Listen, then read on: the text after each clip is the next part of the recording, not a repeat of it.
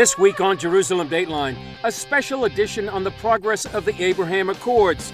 CBN News traveled with a delegation led by author Joel Rosenberg to Bahrain, the United Arab Emirates, and back to Jerusalem. We'll hear from the newsmakers and some of the architects of this historic and game-changing agreement to the Middle East. All this and more this week on Jerusalem Dateline.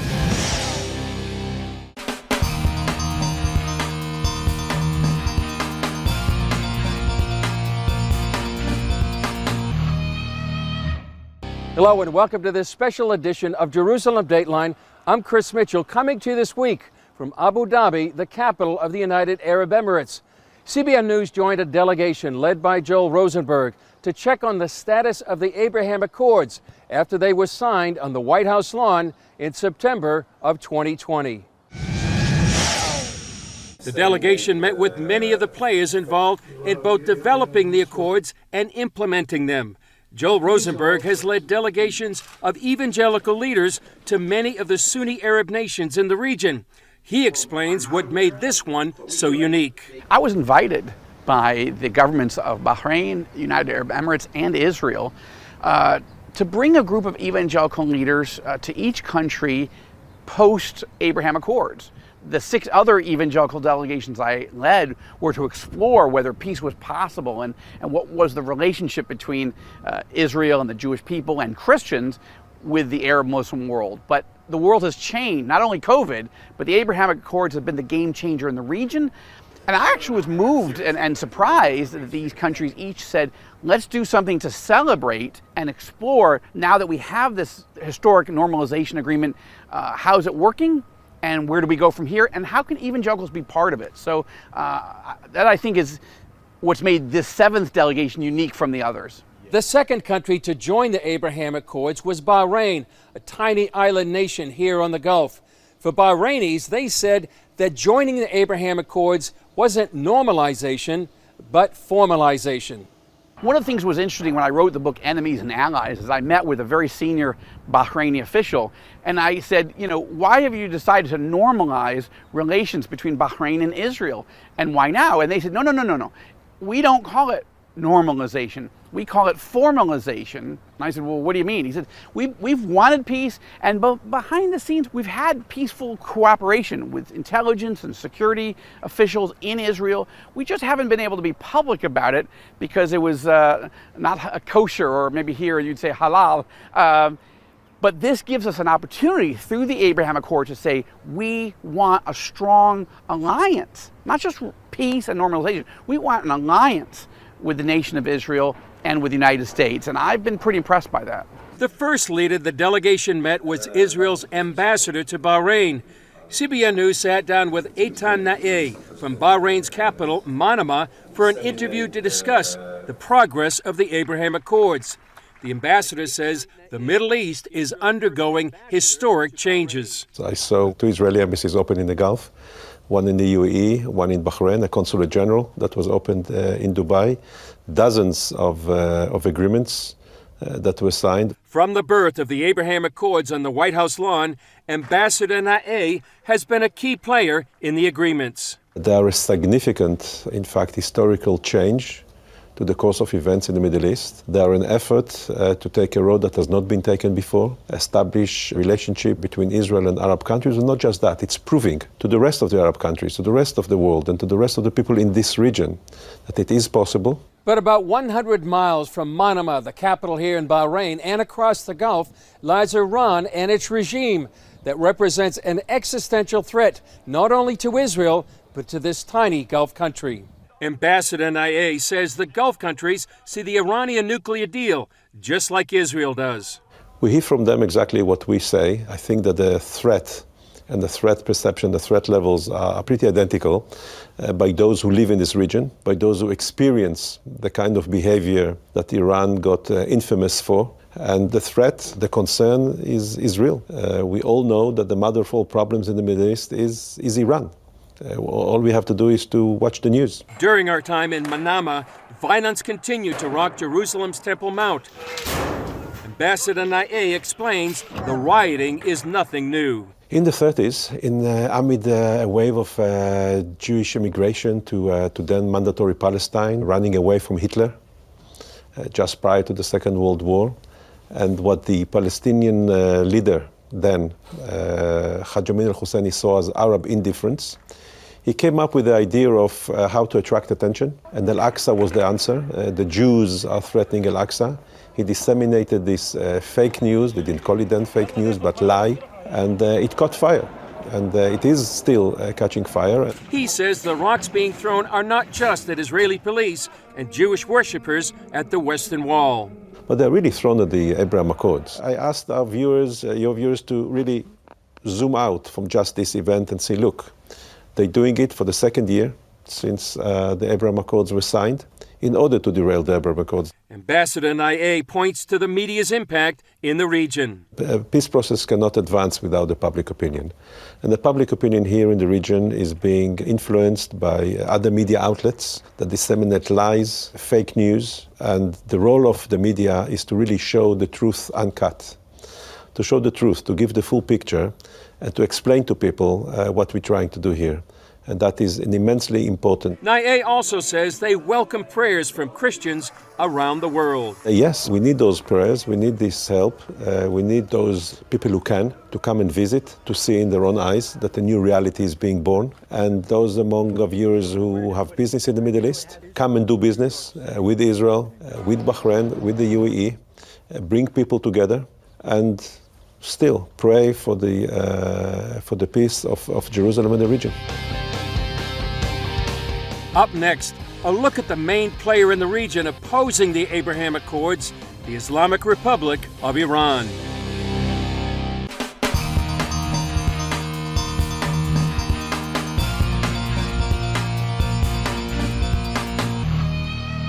While the Abraham Accords made significant, even historic changes in the region, there are forces opposing these agreements, led by the Islamic Republic of Iran. During the meetings the delegation had with leaders in the UAE, Bahrain, and Israel, it was clear the main threat to the future of the Abraham Accords is Iran. In fact, one official told the delegation his country's three main threats were Iran, Iran, and Iran. During the trip, Joel Rosenberg gave a copy of his book, Enemies and Allies, to many of these Middle East leaders, many who were intimately involved in the establishment of the Abraham Accords. Rosenberg addressed the Iranian threat in his book, and when the book was published, we discussed the threat of Iran in this interview. So the good news is some of the major non-state terror organizations and actors are not the magnitude of the threat that they once were. The bad news is that in all of the chaos of the Middle East of the last 20 years, Iran, no matter what the United States and Israel has done, Iran is more dangerous today than ever before, and they are dangerously close to building not just one nuclear warhead, but an entire arsenal. They have also built out their ballistic missile force, not only to be able to reach here in Israel, but to be able to reach Europe, and they're getting closer to being able to reach the United States with intercontinental ballistic missiles. And Iran's alliances, I really spent a lot of time in the book, their alliances are more dangerous than ever. They've built this really close strategic alliance with Russia, with Turkey, with North Korea, and increasingly with China. Now, each of those alliances look a little different, but they are dramatically stronger. Iran's regime is dramatically stronger today because they have these anti-American, anti-Western, and very hostile enemies as their allies. And several of those countries, of course, are nuclear armed themselves, which makes the Iranian nuclear threat even more dangerous. Plus, they built up proxies throughout the region. Iranian militias in Iraq, Hezbollah, Hamas, the Houthis down in Yemen as well. That's right. Almost surrounding Israel, as well as some of the Sunni Arab nations. And I think that the countries that have allied themselves with Iran's regime, I don't think they understand who they're in bed with. I think all of those leaders in all of those countries believe they are using Iran to poke in the eye of the United States and to mess with Israel and the Western alliances. I don't think that these leaders and nations believe that Iran is setting the agenda that Iran is setting the pace, that Iran has genocidal ambitions. The Iranian leadership doesn't want to just improve their position in the region. Iran's leadership are driven by an end times radical, apocalyptic eschatology that believes that at the right moment, the Ayatollahs will be able to annihilate Israel, which they call the little Satan, and that's only their first objective.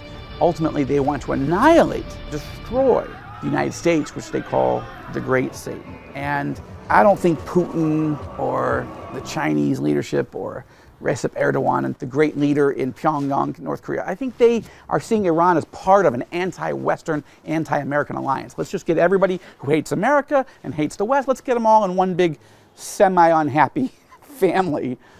I don't think they realize exactly who they're in bed with when it comes to the Iranian regime. Up next, leaders in the region discuss the status and the future of the Abraham Accords.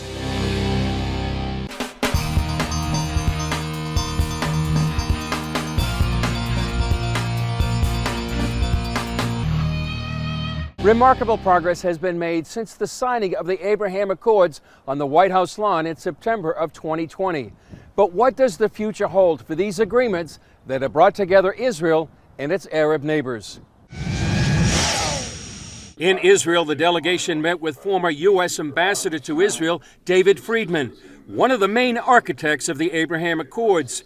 Friedman explained the behind-the-scenes story of how the Accords unfolded and sat down with CBN News to give his assessment of the future of the Accords. I think we're in a good place with our existing partners. I'd like to be expanding that circle of peace. I think we need to be stronger as a nation and more resolute about our priorities before that's going to happen. But within the existing circle, Israel, UAE, Bahrain, and Morocco, I think we're strong. I think we're good. I mean, look, we've withstood challenges, whether it was the Hamas war or the Temple Mount.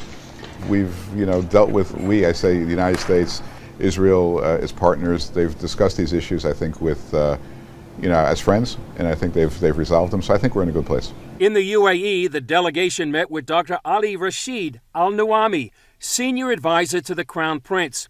He said the UAE is bullish on the Abraham Accords. We assure you that there is no way back when it comes to Abraham Accord. We shouldn't just stop. We should keep pushing, keep the momentum. We push the boundary, engage others, because our enemy, they are not settling. They are not stopping. They believe in what they are doing. They are fighting for their cause. We should fight for our cause, which is peace. He sees the UAE in a lead role in the agreements. The UAE role in pushing the boundary, keeping the momentum to promote peace and engage others in peace. Because at the end, we have to bring everyone in the region to be part of this. We are committed that the Abraham Accord is there to last. It's not something that it's a signing. No, it's a full engagement.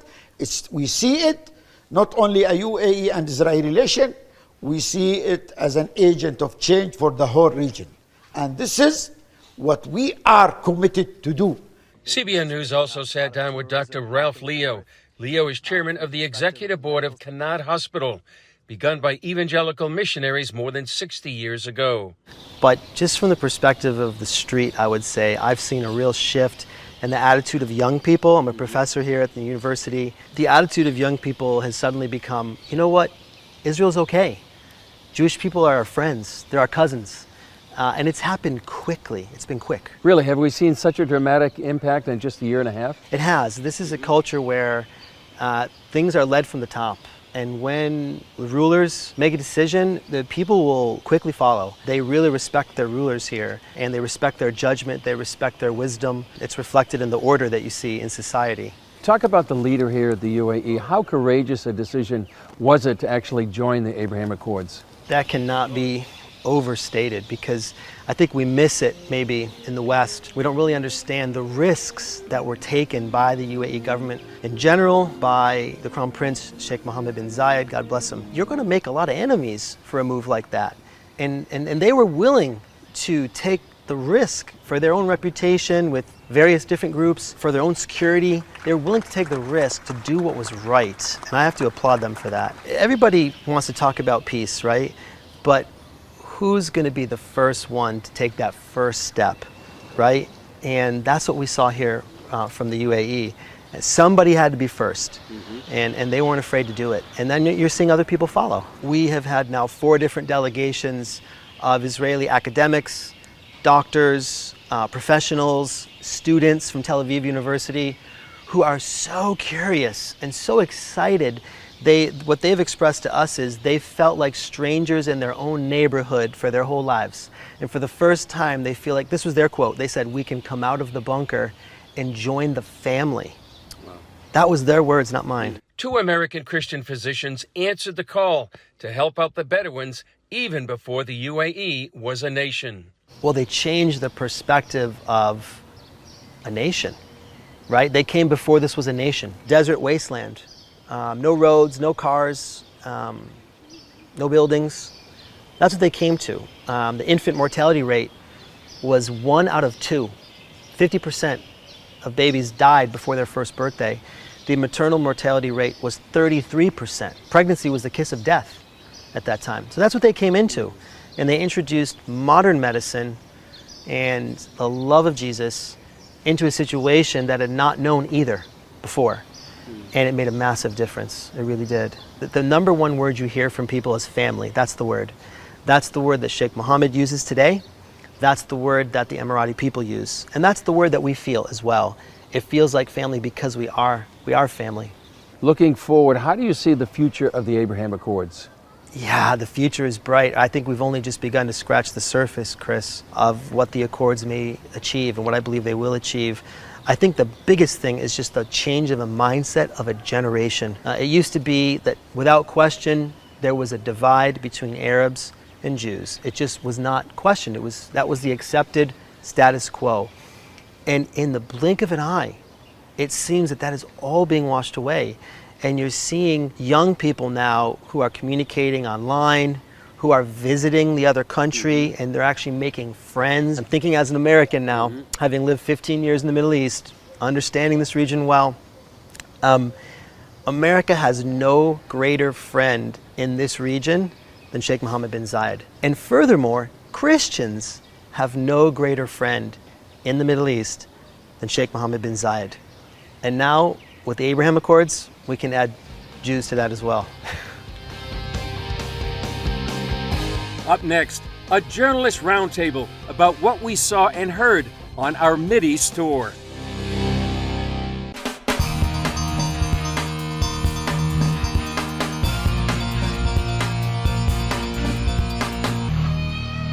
Here's a reporter's roundtable on the perspective of the Abraham Accords, including Dan Cohen of Newsmax, Eric Steckelbeck of TBN News, and Joel Rosenberg of All Israel News and All Arab News. TBN's Eric Steckelbeck led the discussion. With our all-star panel, Joel Rosenberg, and a new friend and a good friend, Daniel Cohen, Jerusalem correspondent for Newsmax TV right here in Israel.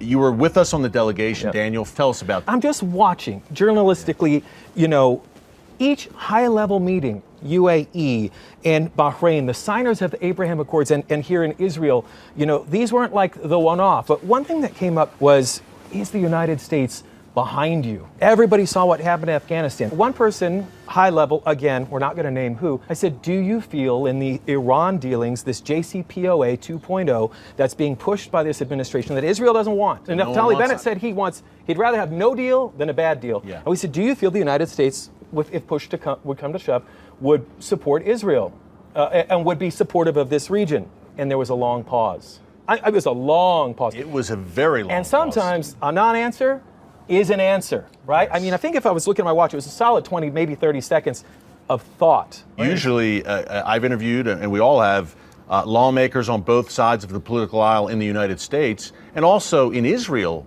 And usually when you ask that question, when it comes to the U.S.-Israel relationship, both, without pause, say, of course, Israel is our greatest ally, or America is our greatest ally. There's no stop and think, how do I answer this one? It was it has been automatic usually, but we're in a different place now, as you said just a few minutes ago, Joel. It very well may be the most profound moment of the entire trip, because what it tells us is that the people who are on the front lines, at the most senior level of all three of these governments, they love America, they need America, they want the closest possible alliance. They weren't partisan. They spoke highly in positive ways about Trump and about Biden. But when you press this one particular leader, do you feel like America's really going to stand with you when push comes to shove? And his ultimate answer was yes. But the 15 to 20 to 30 seconds that got there, you're like, the answer is no. You know, in this region, what are they looking for? Well, they're looking for allies. Yeah. And just like your book, enemies and allies. Who's on my side? Who is on my team? Prophetic implications of the Abraham Accords? What do you think? Well, I think I would stick to the fact that 2 points. One, millions and millions and millions and millions of Christians around the world have been praying for the peace of Jerusalem.